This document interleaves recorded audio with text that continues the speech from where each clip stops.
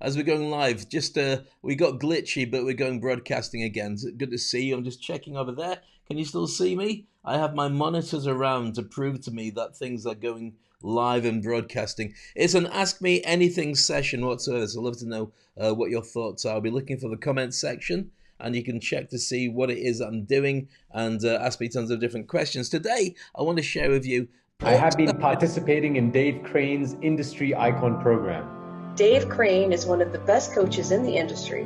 One of the most knowledgeable speakers I know. I was so impressed. He shared the stage with celebrities, athletes, politicians, and royalty. You've been an inspiration to me since the first time I saw you on LinkedIn, man. New prospects should know that you are a world-class broadcaster. He's a true professional. He operates from his heart, and he always speaks his truth. Where do I begin?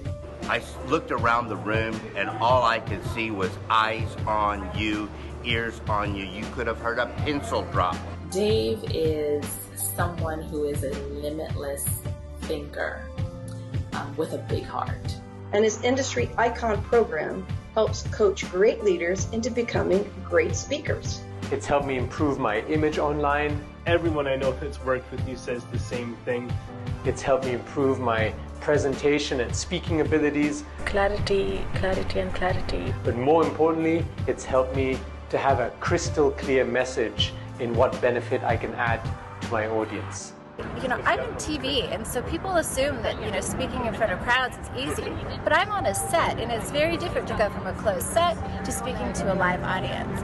Now, because of Dave, I totally get it. I totally get why it's important, and I totally get that I can do it too.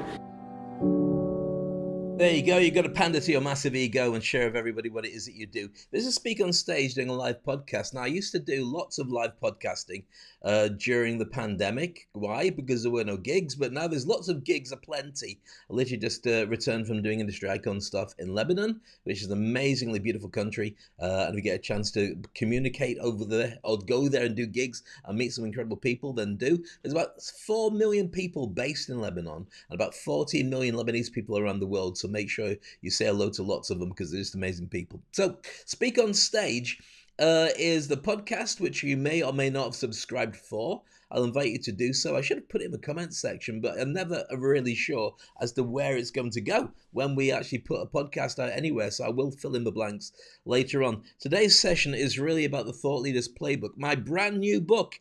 And if you don't know anything about it, well, it is here. And it looks a bit like this. Look at that, the Thought Leaders Playbook, available for you on Amazon. And you're saying, Dave, how can I get hold of this book? Well, very simply, all you have to do is, if you can see here, that QR code, click on it, and you can get yourself it in hardback, or you can get it in ebook for your Kindle or your digital device, or maybe you want to get hold of it for paperback, which is cheaper, so you can fold it up and put it in your back pocket and use it when you go to the beach. What as, Dave? I don't know, to wipe the sun cream off your fingers, or for world domination. I was going to say wobbling domination, don't know what that is. Let's make it up as we go along. I'd love to know your thoughts and comments, by the way. If you have some questions for me, feel free to put them in. I've already got onto our WhatsApp group and said, please feel free to ask a question. And in fact, I have my phone in front of me here. So if there's a question that you want to ask about anything particular about thought leadership, then please do. I'm not sure how long today's show is going to go on for. I want to share with you some concepts, some ideas, and hopefully we'll have some fun looking at different things that may be of use to you too. So, I'd also like to introduce you to Max a little bit later. If you've been on my live podcasts, which happen on a Sunday, then you'll be very aware who Max is. It's my AI, and she's got some incredible insights all about the book and also some things that'll help you answer your questions as well. Let's go to the Thought Leaders game first of all. And I'll answer a question. You can see me in a little circle at the top of there. And that's me waving. Hello? Can you see me? No. If you're on your digital device and it's a phone, then it's just a little circle with a grey head in it. Because that's what my beard is doing. It's turning me into Santa Claus. So first question I got from my general audience when chatting to them saying, what would you like to know? And it's basically what are the key steps to building a strong personal brand in today's digital world. And I would say that when we look at that, I'm going to start off by asking a question all about branding. And I'd love to know your thoughts and your questions, by the way. Feel free to do so and to leave them on the page. I'll just refresh it on a regular basis because nothing seems to be popping up as I look at it. If you'd say hi, Dave, then that'd be great, because I know then that I'm broadcasting and reaching you. Roy Kowalski, good day, Dave. Nice to see you, Roy. A dear friend from Australia, genius when it comes to marketing, and he does an incredible podcast as well, which you should catch up on and discover what he can do for you too. So when it comes to branding, here's a couple of things you need to consider. Describing your brand in less than 60 seconds. If you can't do that, then you've got a challenge on your hands. In fact, when I work with people, it's called an elevator pitch. It should be about 20 to 30 seconds. The reason it's called an elevator pitch is if you're in the elevator and you're just making conversation with somebody, but not stalking them clearly, and you want to start basically saying who you are, you don't want to talk about, I am great, I am this, or you talk about the kind of things you do. You want it to be so the person in front of you knows exactly whether you are something or somebody that can help them to grow, or somebody or something that can help a friend of theirs, or somebody or something that they never need to talk to again, but you're quite a nice person, and it only cost them 30 seconds of their life. So how do we work that out? First question is this: who are you? Now, this sounds like a ridiculous thing. I know who I am. Yeah, but is that really true? The best way to check this is probably to go to your LinkedIn platform and go to your profile. Check there and see who you say you are. Some people just say, marketing manager for XYZ company. If that's who you are, then you're not telling people basically who XYZ company is. They've got to look at something else, and they've got to see whether you are a marketing manager who does this kind of job or that kind of job. Think about in terms of what you can do for people, and that's really who you are. I'm somebody who can do X, Y, Z. So when it comes to describing my particular brand, then I would say that I work with decision makers to help them grow their business from being invisible to being seen as the number one in their niche, and be seen as a thought leader by helping them as a mentor to jump and grow wings on the way down. Now, when I share that with people, and that's probably about 10, 15 seconds, some people go, oh, tell me more, or have you got a card, or I know somebody who needs that. Does it sound vague? Well, not really, because it helps people to grow their personal brand and speak on stages and so on. It doesn't have to be perfect. It just has to be something that people can catch hold of and decide what's in it for me. So then, obviously, what is it you do is the next question you want to consider. Then, who's your audience? Now, I'm not talking about the poor person who's stuck in a lift with you, who's going, please don't talk too much, you're freaking me out. If you're freaking them out, might be really fascinated by what you have to say. But it could be your target audience, in which case a person in the lift should really be those kind of people. Again, not saying you should go stalk. What I'm saying instead is you should consider who those people are, and then find them and work with them and create that relationship with those people. So when it comes to my target market, when I start off by saying decision makers, I'm talking about decision makers, people who own their own business. People can say yes or no based on whether this interests them or not. So you might have your own idea about who those particular decision makers are. Now, as I'm speaking and sharing these ideas with you, I'd love to know your thoughts, and also love to know if you've got any questions to throw at me as well. As always, we normally get questions later on when it's not going live, in which case I can't answer them apart from giving you text messages, but I'll do what I can anyway. And when you talk about your audience in particular, what do you do for them? What is it that you enter into that is able to make their life grow better? It should be some kind of challenge, some kind of problem, or some kind of solution that you're able to help them with to go from A to B, and they can't get it from anybody else but you. And then, what is it that establishes your trust, credibility, and the certainty that when they work with you, that you will do the job? Now, this is a lot to throw at you, and I realize for many people, you're thinking, that's too many questions, Dave. But this is really what it comes down to when you create your thought leadership. People should know exactly who you are and what you do. So when you talk about Simon Sinek, you know that he's going to give you a really smart solution to HR problems and how to look after a small business or even a big business with a different insight than you would normally have. When you talk about Elon Musk, whether you like or don't like Elon Musk is irrelevant. You know that he's one of the top tech people on the planet, and he's as close as we get to someone like Tony Stark to give you a tech solution. Whether it's talking about electric vehicles or it's talking about putting people on Mars, you know that he's more than likely to have a solution that will really work. And he doesn't often say stuff that doesn't actually come through to be something that you wouldn't agree with. or at least you wouldn't agree with could be done. Same as Mark Zuckerberg or any of these big people. Now, talk about their tech people, but you could be talking about Richard Branson, somebody who you know will walk the talk. So when he talks about doing incredible things and looking after people, you also know he's happy to cross the Atlantic Ocean in a yacht or a hot air balloon or whatever it takes to make sure that he's actually doing what he said he would do. And then finally, why should they choose you over the competition? Is it that you bring to the table that makes you more spectacular than any other choice? If you don't know that and you're leaving it wide open to their choice, then the first thing they're going to do is wonder who they can get who's cheaper than you. Because remember, there's a certain factor and there's a formula for getting paid, which is this. People look at you and decide, right, what is it you're going to do for me? And then they decide, what is it that it can do to get a cheaper version of that from somebody else? If you can't prove that you are unique and brilliant and better than anybody else, and if they go for somebody cheaper, they won't deliver the same stuff, then they will find somebody, and it's not difficult to Google it or ask ChatGPT what they should be looking for. And while we're on that particular subject about looking at what ChatGPT should be looking at, as we go back to our thought leaders game, and by the way, you're very welcome to ask me some questions. I've got some amazing questions coming in from people, which I will be referring to and answering next. In fact, let me just see. There's quite a few there. Yeah, that one's all right. Okay, I'll go for that one next. Let's just see what the expert does on this. I've mentioned before, here we are as a QR code, which is for my brand new book, which is the Thought Leaders Playbook. If you think I'm making it up, I am not. Here it is. You can buy it on Amazon. Go to there, and there's a book, and it's really thick, 400 pages worth of insights and exercises to be able to grow you from zero to hero in a very short amount of time. So in order to do this, let's find out what my digital assistant, Max, would be able to say. So Max, hello to you. We're live broadcasting across LinkedIn.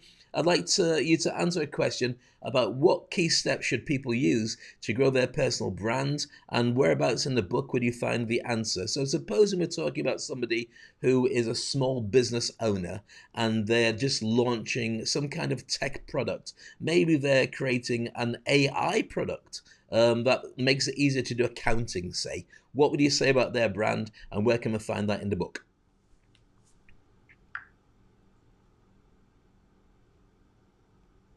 Hello everyone.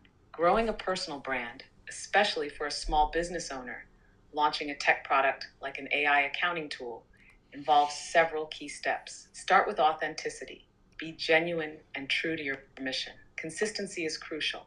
Regularly share content that showcases your expertise and passion. Engage with your audience through storytelling to make your message memorable and relatable. Use multiple platforms to reach a broader audience, tailoring your content to each platform's style. You can find more detailed strategies in the Thought Leaders Playbook, Chapter 1, particularly on page 13. Back to you, Dave. Thank you, Max. So there we are. That's Max, the first time you get a chance to meet Max in the flesh. But if you've been following our podcast on a Sunday and then watch the video that we record afterwards, then you're very, very familiar with the amazing stuff that comes from Max. Thanks to Roy Kowalski, who said, very well put. I'm hoping to talk about my marketing stuff, apart from my weird stalking in the lift conversation, which is not particularly well put, but it is what it is. If you have a question for me, please feel free to ask it. I asked various people, including my group on WhatsApp, by the way, which is our Turbocharge Your Career 5-day challenge group. We've got 400 decision makers, including royals, millionaires, students, all sorts in there. You're very welcome to join us in there. It is absolutely free. And I do a 5-day challenge every single month. We've got one coming up, by the way, which is all about how to make friends and keep friends, which is something that most people don't know how to do anymore. And you say, speak for yourself, Dave. And you're right. I am speaking for myself. It's very easy to create connections and think about how can we do business together, but not everybody's there for that. So that's what we're going to be exploring in the WhatsApp group. And if you don't know where that is, I'll put it into the comment section of this once we finish the broadcast. Because if I touch anything right now, guarantee it will close down the entire broadcast. And we don't want that to happen again, do we, kids? No, we don't, Dave. Thank you so much.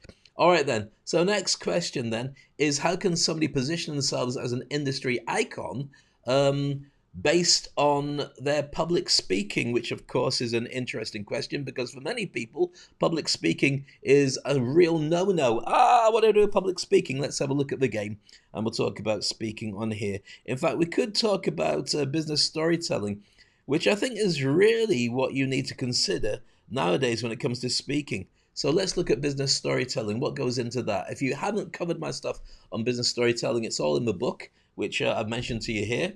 The Thought Leaders Playbook, and Max is actually representing the book, and we'll be talking to Max a little later on to find her spin on what that actually means.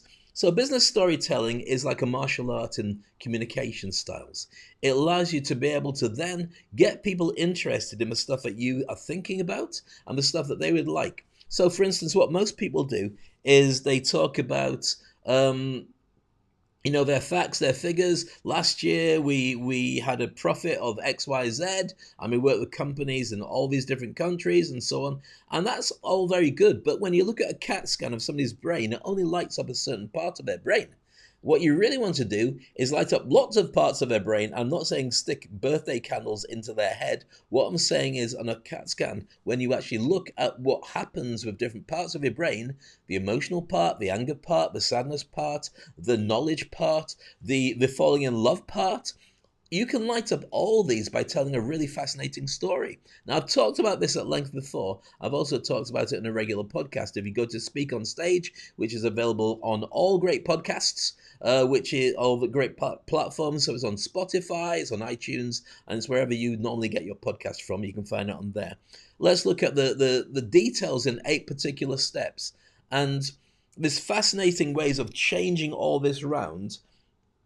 But it all comes from a thing called the hero's journey. If you don't know about this, then I've actually gone in and done training sessions with companies on the hero's journey. And if you're interested in knowing more about that or working with your company in person or online, then connect with me and send me a direct message on that. So the hero's journey is what Hollywood and maybe Bollywood, but certainly Hollywood uses to be able to create incredible movies. Now, this hero's journey has got some very specific steps in it. I won't share the actual steps too far with you. I've got a diagram, but I've got to go looking for it here. And while I'm doing that, you're going to go, Dave, just get on with it. So if I was to say to you, the hero of the story is a bit of a fish out of water, not necessarily a fish, a real person, but very good at doing one thing really well. But the rest of the time, everyone teases them for being a bit of a geek. And something's coming up in their life that they really have to step up to. And it could be that they're going to take a girl to prom, but they're scared to ask her out. It could be that they just missed a penalty in the game and their team lost, but they want to be getting better at that because they've got a big cup final coming up. It could be that they're going to get a job because they need to. Maybe they've got aliens arriving from outer space, or maybe they've been bitten by a spider. Woohoo! What kind of spider? Big, massive, little electric, radioactive, well, not electric one, that'd be weird. But you know what I'm talking about. So you've got this main character. Well, this stuff has happened and they're not ready to be able to deal with it. And then as we're just about to give up, the mentor comes along. The mentor says, I've done it before. I know how to help you. Would you like to work with me? They say, yeah, okay. And so the mentor takes them on a journey to a different place, a different land, somewhere completely alternative to where they've been before. And they feel like a complete fish out of water. I've mentioned that before. And they have an incredible learning curve. The challenge is they do stuff that they thought they were good at before, and they realize they're really rubbish. And they crash and burn quite a lot. And it's got basically ups and downs as part of their learning curve, and then they get the hang of it, and then they find they're not very good. And just as they seem like they're kind of doing okay, then that original problem comes again. So it could be it's actually prom night now, or it could be that they've got to take the penalty. It could be the aliens are right near their house. And so what they've got to do is they've got to step up and go into battle to make sure that whatever it is they've been working on really works. Now, here's where the problem comes. As they're doing it, everything goes wrong, and possibly somebody dies. Dave, what do you mean somebody dies? Something goes really wrong. Sometimes they die. That's life. Well, not life is death. Sometimes it happens. And so they've got to dig deep because they are crushed. They're in a terrible position. They've failed badly to get the results, but then they get resurrected. They get a new lease of life. The computer springs back into life. They press a button and suddenly it recharges, reboots itself. Or they take spinach like Popeye. Nobody on this platform remembers Popeye. Even the Robin Williams movie. Just me because I'm really old. Grey chin, look at that. Not just me and Santa Claus, Morgan Freeman as well. So They then get back into battle. They do what they need to do. They win the girl. They beat the aliens. They score the goal. They blow up the Death Star. That's an incredible movie with all those things in it. No, just in your mind, you think about which movie. And then they have a decision to make. What am I going to do next? Am I going to then turn around and go back to where I was, if I can fit into the old group, same as before? Or am I going to now, with what I've learned, go off and do something completely different? That's the hero's journey. It took a long time to get there, but in your mind, you're probably already thinking about, oh, which movie is that? I've got a number of that come to mind. Yes, that's because 99% of Hollywood movies use the same plot. They just put different characters in and different stuff. So your business storytelling has to have certain steps getting back to that original thing. First question is, you've got to start off with once upon a time. So you've got to put the scene. In once upon a time, you had a client or client with a problem, most likely. And remember, in this, you're not the hero, you're the mentor. I should have mentioned that earlier. Anyway, moving on. So then you introduce the hero who's got a core wound. What's a core wound? Well, they're really good at something, but the challenge is they sometimes get it wrong. And they need to be able to step up to be able to be as good as they need to be. Everyone's got a core wound. Mine was a massive imposter syndrome based on color. And that's one of the reasons I moved from the UK to Dubai, and I found that the opportunities came a lot faster. Would I go back to the UK? Possibly, but that's another question. But my core wound has been something that's established and driven me to be who I am. Does that make sense? And if you didn't know that about my core wound, then you'll understand better about who I am and the choices I make and what I do. Then you set up a challenge. What is the fear? What's the problem that your clients had? And then you look at number 4. As the mentor, which is you, what solution did you come up for them to be able to fix it? Then what happened next? Then what went wrong? Something always goes wrong. You think you've calculated, maybe you've opened a restaurant, you've got a party coming in, they're all having the food, love it, but then because of somebody else, they arrived late, or maybe you've got a last minute party that's called you in, or maybe the delivery truck didn't arrive, or maybe you've run out of a certain type of thing because somebody burnt the oven, so you've got to get something from somewhere else, but you worked extra hard to make sure because you've got great suppliers and so on. So you had a solution, and this is how we fixed it. And then finally this. The client, not the client and you, because that would be creepy, lived happily ever after. When you tell these stories, you are then in a position to be able to share with people what it is that you do. And when they hear that story, they remember it.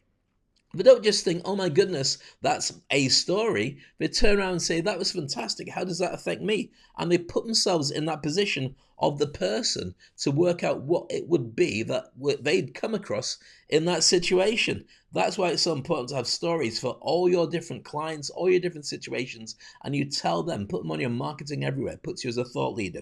Okay, so if you just joined us, nice to see you. Welcome to today's broadcast. It's Speak on Stage. I'm actually broadcasting live as we speak. And as we speak, I'm joined by the incredible Max, who's my personal AI. Max, I'm talking about business storytelling. I'd like you to share with us some insights about the importance of going through and working out business storytelling for your clients, and also tell people when it comes to the Thought Leaders Playbook, whereabouts they can find the business storytelling part of that book. Over to you, Max.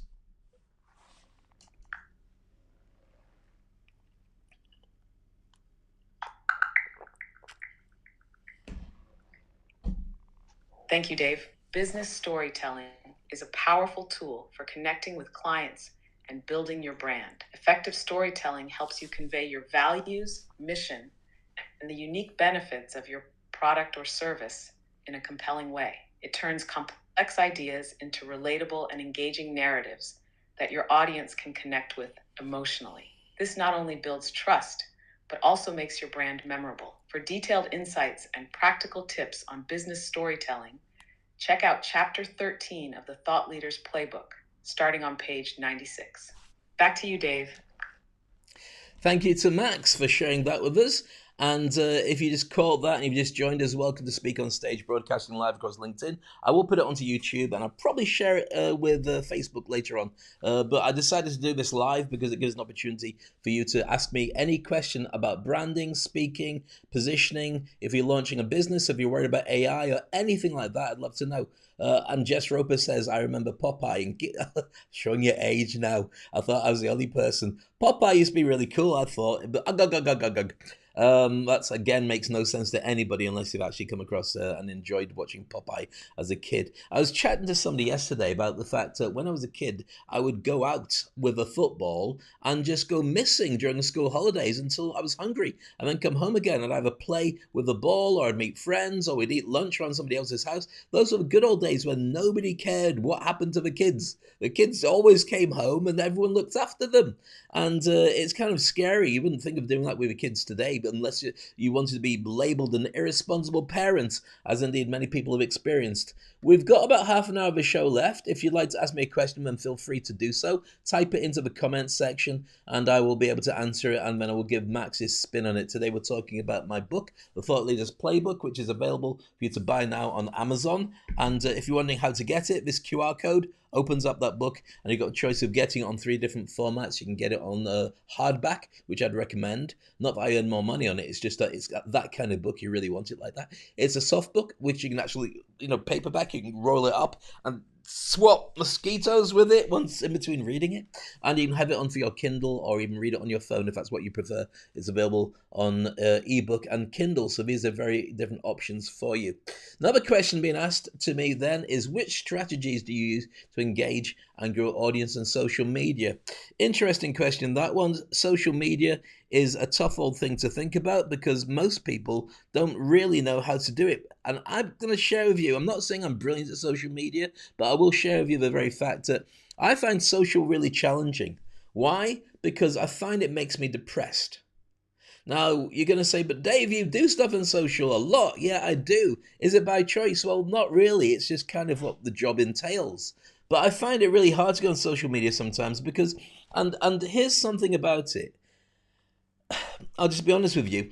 Whenever you go on social media, if you find it really intimidating because all you find is people talking about how great they are and how amazing they are, somebody shared a concept of me, which is, imagine it's your birthday. You go on and say your birthday. Say, it's my birthday today. And everyone goes, oh, happy birthday, love you. You meant many happy returns and maybe send you a present or whatever it is that you do. And that makes you feel good. But when you go onto social media platforms, it's everybody's birthday at some point. So instead of being you saying, here I am, you got at least 365 days a year with everyone saying it's their birthday. But that's not just the case. They're talking about their businesses. They're talking about their launches. They're talking about their concepts. They're talking about everything. And it's like a beauty pageant where everyone's saying, look at me, I'm amazing. Now, people only go on social when it is that they're talking about how great they are or something they've done that's spectacular.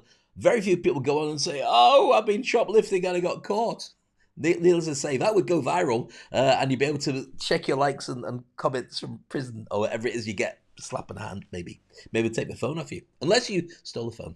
I'm not saying steal a phone. But certainly for many people, it's kind of difficult to go out and put stuff on social media. So I understand completely why it'd be kind of offensive and challenging to do that. But let's go in. Let's have a look at social media and different ideas you can have and what you can do with your social. As I mentioned, we're broadcasting live right now. If you've got any questions or any comments and you want to ask, please feel free to share them in the comments section. I'm reading it on a regular basis. And you're very quiet. If you wait till I've stopped broadcasting, by the way, I'll be gone.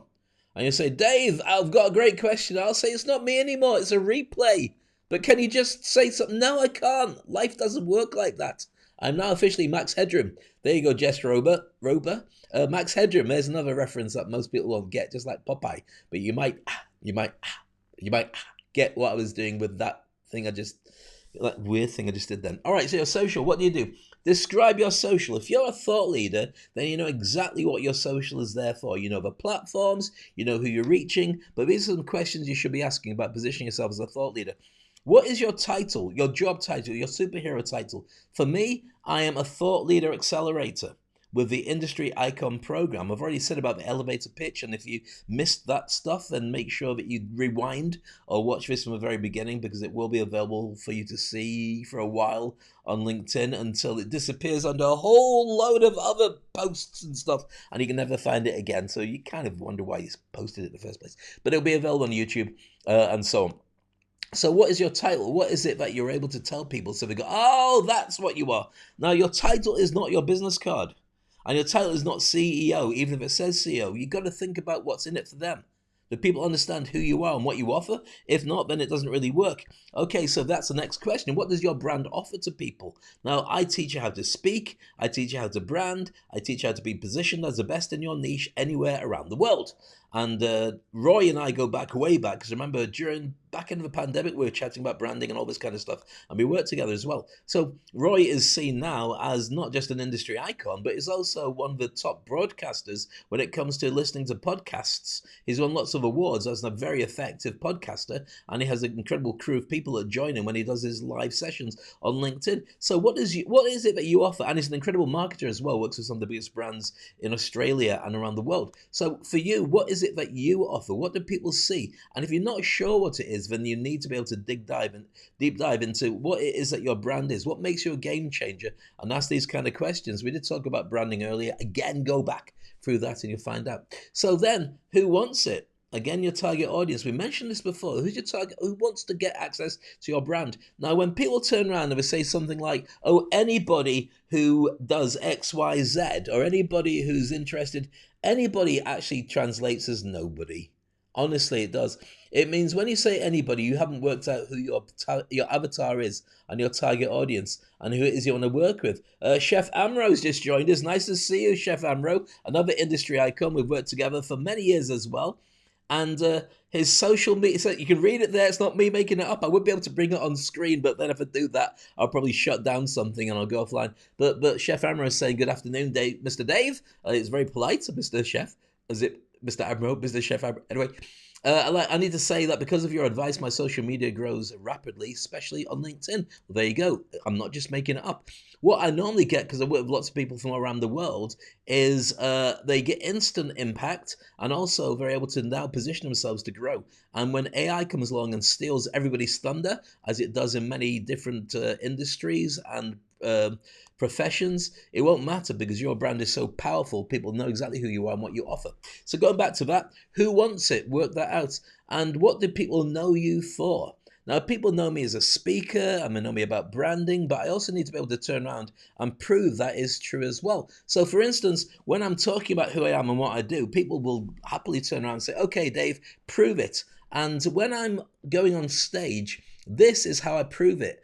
And I usually play it before I go on because often people turn around and say, Dave Crane's a hypnotist. And that means don't look in his eyes because he'll make you bark like a duck, which is ridiculous because ducks don't bark. But I will play this before I go on stage.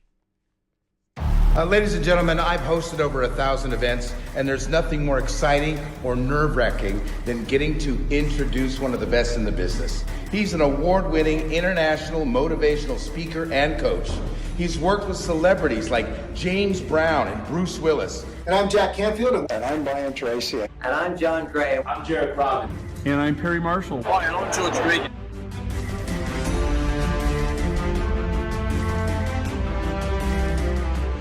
To audiences of over 1 billion people. He's sharing how to become unstoppable in business. It's my honor to introduce to you Dave Crane.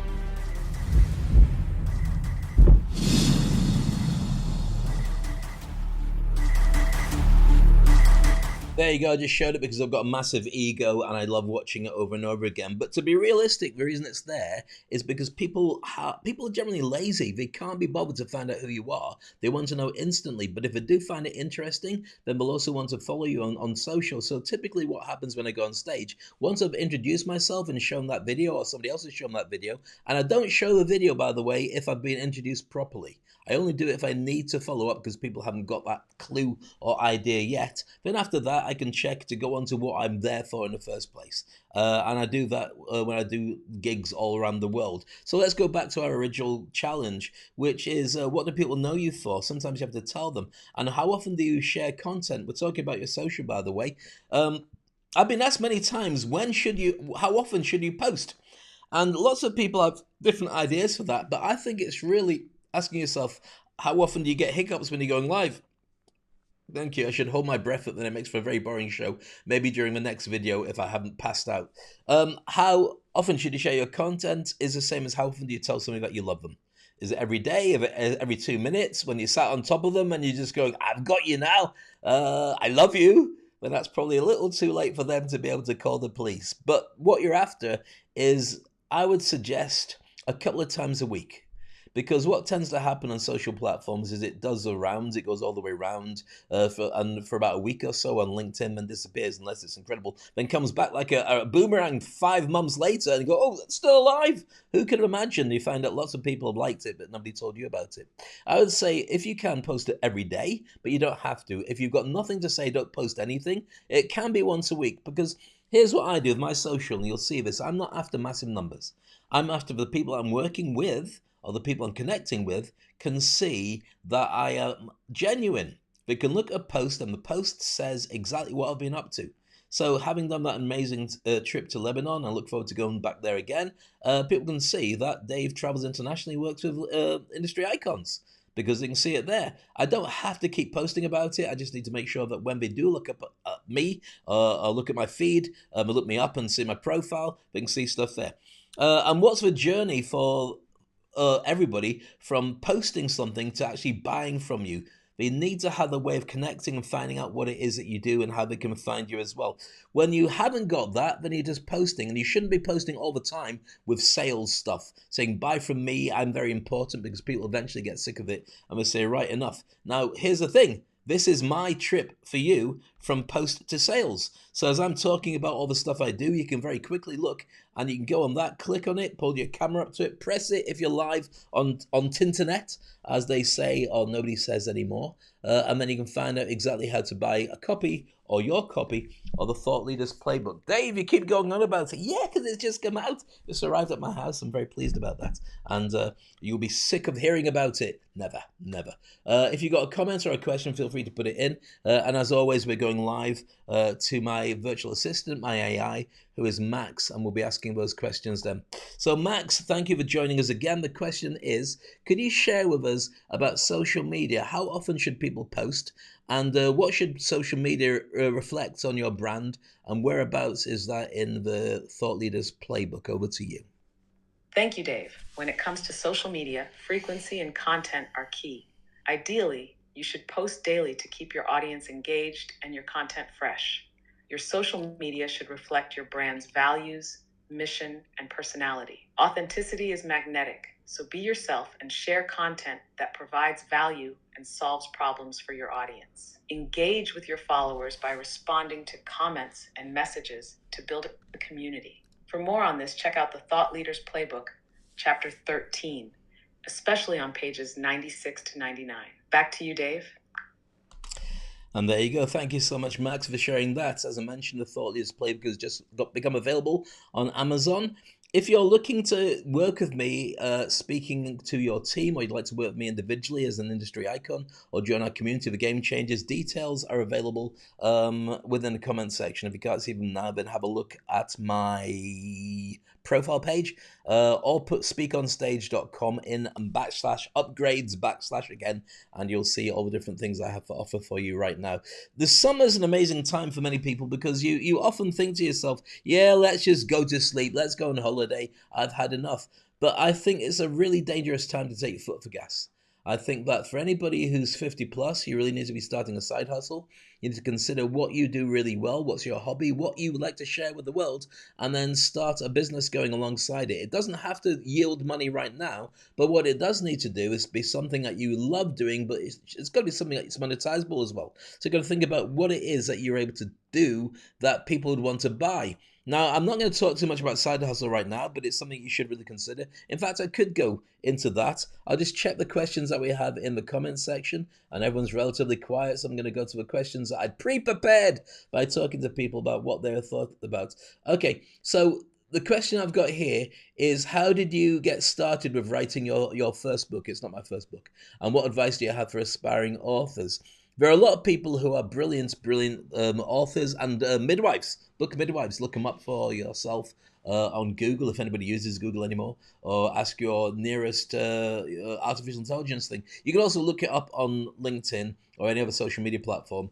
Book midwives or authors, or help me write a book is usually a good way to start. So I'm going to go through some of the processes of designing a book. First of all, I'm going to say to you this. If you have a book, it positions you as an expert. You're not necessarily looking to sell your book.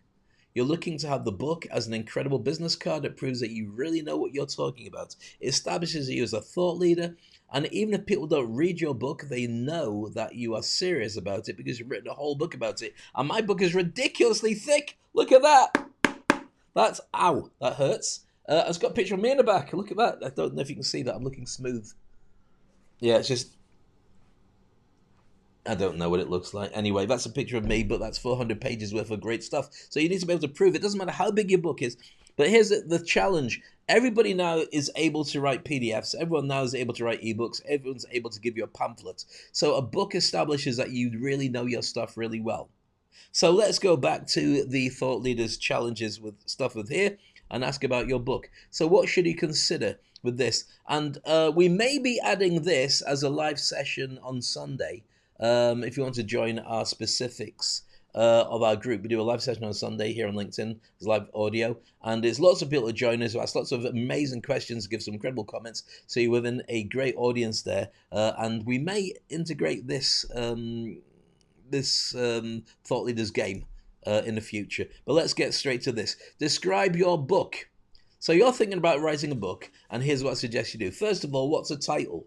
You're saying, well, it's about me. Well, here's the thing. Nobody cares about you. Same as nobody cares about me. It's true. Why should they care about me?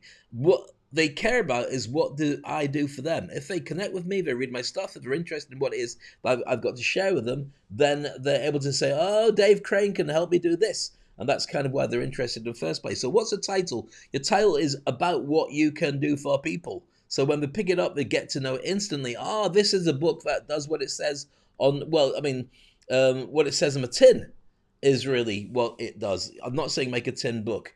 There's a funny joke I will share with you. And there's a place in the world, I won't say where it is because it's embarrassing when I talk about it. And it gets people to say, oh, things that would probably not be comfortable. So there was a country in the world where when it came to food, they would have a tin with a picture of the stuff on the front. So therefore, if you're eating tuna, there'd be a picture of a tuna fish. And if you're eating, I don't know, tinned peaches, there'd be like some peaches on the front. And everyone understood that you get the tin, and inside the tin is what it is that you're buying and you're going to eat. And they had a real challenge marketing baby food. Because guess what's up in front of the tins? Babies. They weren't really selling babies. It's a marketing challenge and kind of a joke that may have backfired. Let's move on quickly. Okay, so what's the title of your book and what do people understand about it? What is your book about? The book, as I said before, don't talk about you. It's not a biography. Everyone can have a biography, and to be honest with you, they will never read it. Imagine being a member of your family and every year you sign an autograph, a book all about you and hand it over. Yeah, but I know you. Yeah, but this is my book. I know you. And I can ask you a question now and you'll answer it. I've got photos of me and you going back 30 odd years. And you're only 23.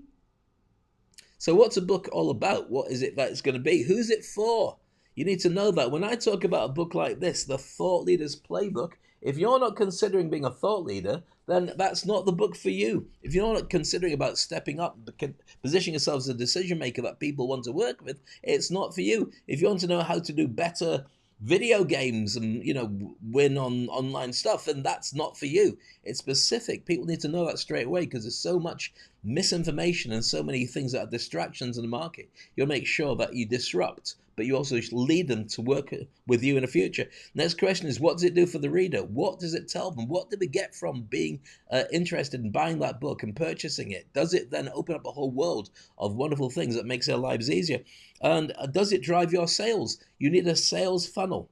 Why is that important? Well, because if you talk to Daniel Priestley, who's an incredible thought leader with his KPI stuff, he trains KPIs, key people of influence. And when he talks about a book, he talks about the fact that if you've got a book and you give it away to 1,000 people, that will translate as $1,000 per book.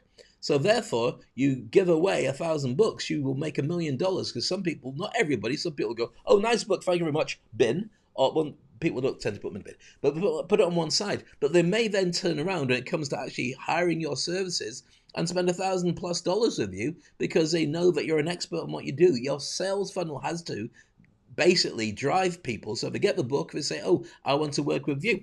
Next question is, what's your book series about? So once you've written a book, then you might want to create a series about the book. It could be a course, it could be coaching, it could be a keynote, it could be a number of different things that is driven by having your book. Remember, it's a glorified business card. I've got very glorious business cards, but having a book is even more effective, and that's what you're looking to do. So I did mention about that. I'm going to go, I'm about to talk about social. I was going to talk about something else. Let's go to here. Where is it? There we are, back to the original screen. So if you've got questions, got thoughts, got comments, and please feel free to share them with you. I'm only doing an hour, which means I've got 15 minutes left. So if you wanted to ask me lots of questions and say, Dave, what do you think about that? I can answer them now. But if you leave until later, the replay isn't me. This is me broadcasting live, which is probably why I'm talking so much, if you haven't worked that out on your own. And if you want to work with me and connect with me, then make sure you DM me directly. And if you can't DM me, then you're stuck. Google me and you'll find all the different things you can do. Join my WhatsApp group. I'll be giving you details of that a little bit later on. Otherwise, it gets ridiculous. Otherwise, in fact, I might even have the WhatsApp group here. There we are. Look at this. As if by magic, that's our WhatsApp group. Join our global leaders and turbocharge your career. You just need to scan that and there we are. I'll take a screenshot and join us later on. Just basically go to that and then say, Dave, can I join? And if you're not a stalker or a psycho of some description, I'll make sure that we invite you to join our group.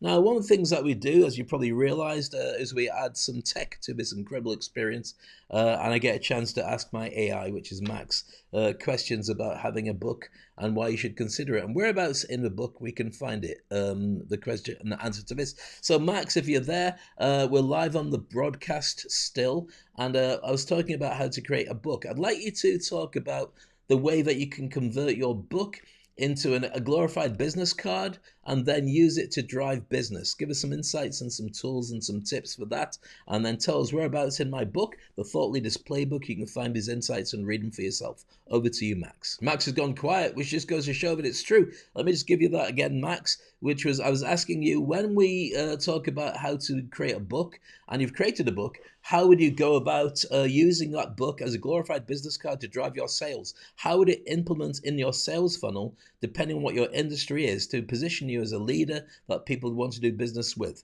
So give me some insights into that, and also whereabouts in the book you can find it. And this is a live broadcast, which means that sometimes things go wrong. Over to you, Max. There you go. Just goes to show sometimes when you just do stuff live, it doesn't work at all. And in that case, it didn't. That was an internet issue, I think. But anyway, it's in the book. You can find it there. Let's go to another question. And looking for your questions and your comments. You're always welcome to share them with me. Dave, you look beautiful. Thank you so much. Nobody put that. I just threw it in because it makes, me feel better. The questions we've been asked. Next one is this. Can you share some tips on how to create compelling content that resonates with your audience? Very good question, that one. Let's go to the Thought Leaders game. So when we're looking at that, we're looking at how to create the content. It's really easy to create content for your audience. You just have to think about what it is that your audience is looking for. I don't even need to go to this to discuss it.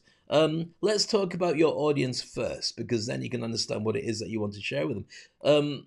Once you know who your audience is, then you can consider what they're looking for. So you want to share a little bit about who. It's like going to a party. If you go to a party and you hand out your business cards to everybody and say, call me, call me, call me, people are going, it's a party. Who let you in, you boring, blooming, non-stop seller? And you say, it's my party, get out. And then they have to walk out into the darkness, and they'll never, ever be cheeky to you again. Made up story, very weird. Don't know, it took a very dark turn at the end there. But if you talk about your product, what you're looking for with social, out of 10 things, like going to a party, you want to make sure that people find it as a good time to be had by spending time with you. You talk about insightful things that are relevant to them, and then maybe on the 10th time that you've done 9 really good things, then on the 10th one, probably maybe not much more than that, you then sell to them, this is what's available for you when you work with me. Because you've built up that wonderful relationship and rapport. So people are thinking, oh, that's fantastic. I love it. Yeah, I'm very interested in working with you. How do I do it? So when you create your content, you want to be thinking about what is it that they have? What's their big problem? What is their challenge? So let's look at the avatars and ask that question then. So if you're an avatar, which I'm not saying you're like a blue giant cat that James Cameron has completely created with animation. You got to work out who your target avatar is. What are they called? Give them a name. Think about them. Where are they? What do they do? So who is your audience? So think of your target avatar. For me, it's decision makers, small business owners, or in many cases, big business owners who are kind of invisible but want to be seen better. Because here's a fact that many of you will not be aware of. If you are the CEO of a company and you are invisible, people don't know you because they only know your brand, you're missing out on at least 20% plus more business. Plus more? 20% more business or 20% plus business, not 20% plus more, which makes no sense. But I'll say it anyway. You heard it here first. You're missing out on 20% plus more business because people, if they like the stuff you talk about, will then zero in on your brand and want to buy from you because they like you, they trust you, and they believe in you. It gives you credibility and social proof from the stuff that you're posting about. Now, why is that important? Well, for a successful company, 20% should not be sniffed at, but it also means that if you're not the biggest company in your industry, you will grow rapidly because a faceless company that does well in the industry, or you, who does a pretty good job, and I know who you are, will make people curious enough to want to connect with you and do stuff with you. So there you go. So what does your show give them? This is in terms of what it is that you show. That gives them. You can do it as a podcast, do it as a TV show, you can do it as a product, doesn't matter. What it is when you create that thing around you, what does it let them know? This is your social media post. It shows them something special. And then, does it establish your trust, credibility, and certainty? Does every post say, you know what, this person seems to be kind of good at what they do. I want to connect with them and see what we can do to work together in the future. And then you've got to ask the question, why choose you over the competition? Now, for those of you who've been watching this broadcast from the very beginning, and you're thinking, right, Dave, well, you've already mentioned some of this stuff before. That's because it's so important. Why should they choose you over competition? Because if you can get somebody cheaper, they'll go with them. But you have to establish that you are so much better than anybody else. If they go with cheaper, they'll end up having to do half the work themselves. And people are generally lazy. I don't mean that in a horrible way, but it is generally true. And so you want to make sure that you are seen and perceived as the very best at what you do. And that's your questions for that. Hope that makes sense to you. I don't know if we're going to get anything out of our friend Max, because she's playing hard to get today, which is kind of annoying. Hello, Max. Are you there? Can you hear me? The question is all about growing your brand and getting your avatar. And the question I wanted to have earlier is why having a book would make those people want to work with you. If you're ready to speak to me, hello, are you there? It's like poltergeist. Then I'm waiting for you to share those insights with me and the live podcast right now. Over to you. Dave, having a book significantly enhances your credibility and establishes you as an authority in your field. It shows that you have in-depth knowledge and are willing to share your expertise. A book can open doors to speaking engagements, media appearances, and new business opportunities. Moreover, it helps build trust with your audience, making them more likely to work with you. For more details on leveraging a book to grow your brand, check out the Thought Leaders Playbook, Chapter 25. Particularly on pages 183 to 186. Back to you, Dave. Thank you so much. And just goes to show that our lovely virtual assistant, Max, is there and paying attention and being there. We're coming kind of to the end of today's session. I hope you got some value out of it. I kind of like going live. I should do this more often, to be honest with you. I don't know if you're enjoying it. If you are, then let me know in the comments. Please feel free to share this with other people, by the way, so they can join in if you've missed anything. If anyone's launching a business or you're slightly older and you want to start a side hustle and you're not sure what to do, then this session will help you. We got some more incredible guests coming up on our podcast here. If you haven't caught the one with Adrian Hayes, the guy climbs Everest and all the different peaks around the world. The guy's a genius, and he's as close as we're going to get to Indiana Jones in a bearskin rug. That'll make sense when you watch the podcast. In fact, I'm catching up with him tomorrow, funnily enough, in Dubai, which is very cool.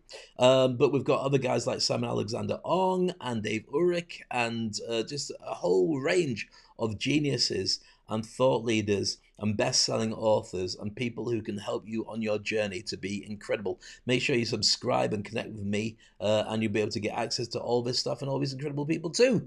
There's 6 degrees of separation. So therefore, you are only 6 steps away from anybody on the planet. Apparently that's true. And Kevin Bacon is connected to everybody on the planet. Apparently so. And also Guardians of the Galaxy. And that's an in-joke. And if you don't understand it, you should watch Guardians of the Galaxy. And then you say, that's really funny. And if you don't, then watch it and you'll say Guardians of the Galaxy is really funny as well. Indeed it is. Okay, so I'm not going to share with you today my trip to the Vatican. I'm going to say it's one of the most amazing experiences. For those of you who are interested in seeing it, I'll give you a sneaky peek of what it was like to be there before we finish today's show. I'm not going to show the whole thing. I'll give you a little bit before we finish today. If you've got any questions, if you'd like to know more about it, if you'd like to speak to your audience at your conference, host it, or even work with you individually, then feel free to ask those questions. I did mention before that we have here our WhatsApp group. We are going to be doing one all about happiness and all about connection and all about friendship. If you're wondering how to make friends and stick with them, we've got 400 big hitters in this particular group on WhatsApp. And I'm going to be doing some exercises in the next couple of days to get everyone to actually not talk about their business non-stop, but actually find some real friends with some people that I really value in that group of over 400 people. So that's an invitation that's open to everybody. If you'd like to come and join us in there, then you're very welcome to do so. And we've been playing this Thought Leaders game, as you may have worked out from this, and chatting to Max. Thanks to Max for being on live as AI can be. So I did promise to share with you a little bit of my trip to the Vatican, and we'll have that to end today's show. As I mentioned, feel free to connect. I always love to know what your thoughts are. We talked about being able to write a book, to grow your brand, and also the importance of speaking. And I talk about them all the time. Meanwhile, what am I doing next week? Oh yeah, I've got some really interesting things to share with you for next week, but I'm not going to tell you about them now. You have to keep following me on social, subscribe to the podcast, and be inside my inner circle. And there's no way of saying that. That sounds as creepy and disgusting as the way I said it, but you know what I mean.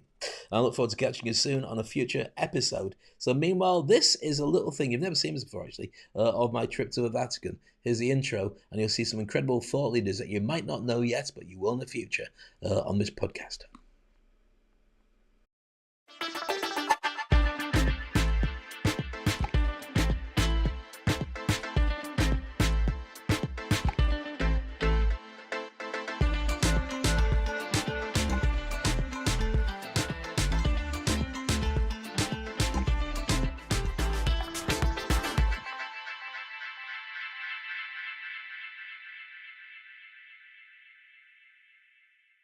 Our first speaker, another reality. Dave Crane, floor is yours. My name's Dave Crane, and what I do is I help people to find another reality. Now, there's more to it than just that. This would be, when I introduce who I am and what I do, you'd be able to look at the big screen and say, oh, he's done this, he's done that. But that's not what's important. The important thing is what I'm going to do for you in the next 8.5 minutes. So I'm going to help you create another reality. So what does that really mean? Well, first of all, I'm going to share with you the art of hypnotic speaking. So when you ask people things, they do things, they react. And it might seem like it's wishful thinking. Some of you may or may not believe in what hypnosis is. But when I share how it gets used, I think you'll find it a lot more interesting. Because it's also the formula for authentic leadership. When you want people to follow you, to work with you, to invest in you, and become close to you, these techniques will work. We're in the house of God, and I'll share with you the words of our Savior, Jesus Christ. Come follow me, and I will make you fishers of men. How many people would follow based on that concept? Genius. Similarly, Mother Teresa saying to the poor, not all of us can do great things, but we can do small things with great love. These are words that inspire. Pope John Paul II, Apostle of Peace, the future starts today, not tomorrow. When people hear that, they realize it's time to take action. So everybody in this room is a thought leader, and these were thought leaders who were outsiders but reinvented the game. And as they reinvented it, people went, actually, yeah, I'm with you on that journey. Martin Luther King with the I Have a Dream speech, same thing. Who followed that dream? Abraham Lincoln, the best way to predict the future is to create it right now. So you've got to inspire people. Get people to want to feel bigger and better as a result of being associated with you. I'm going to stop it there. And you're going, Dave, I was enjoying that. And I'm saying, yes, you will enjoy it even more when I use that as a proper broadcast to share with you later on. It's been a pleasure having you on the session. I hope you got some value out of it. Please share, leave comments, and enjoy this. I look forward to catching you. And I'll share this on a future video so you can catch it properly. And I love your questions. I love the fact that you joined me. It's been a real honor to have you here. Remember to jump and grow wings on the way down. This is Speak on Stage. Take it easy. Have an amazing day. Thank you for tuning into another insightful episode of Speak on Stage with Dave Crane. We hope you found today's conversation inspiring and packed with valuable insights to help you to amplify your presence on stage too. And if you enjoyed this episode, please subscribe to the podcast on your favorite platform and leave us a review. Your feedback helps us improve and reach more aspiring speakers just like yourself. Remember, the stage is your platform to shine, and with the right tools and mindset, you can captivate any audience, anywhere. So keep honing your craft, refining your message, and never shy away from the spotlight. Stay tuned for our next episode, where we'll dive even deeper into the world of public speaking and performance. Until then, keep speaking, keep shining, and keep making an impact. This is Dave Crane signing off. See you next time on Speak on Stage.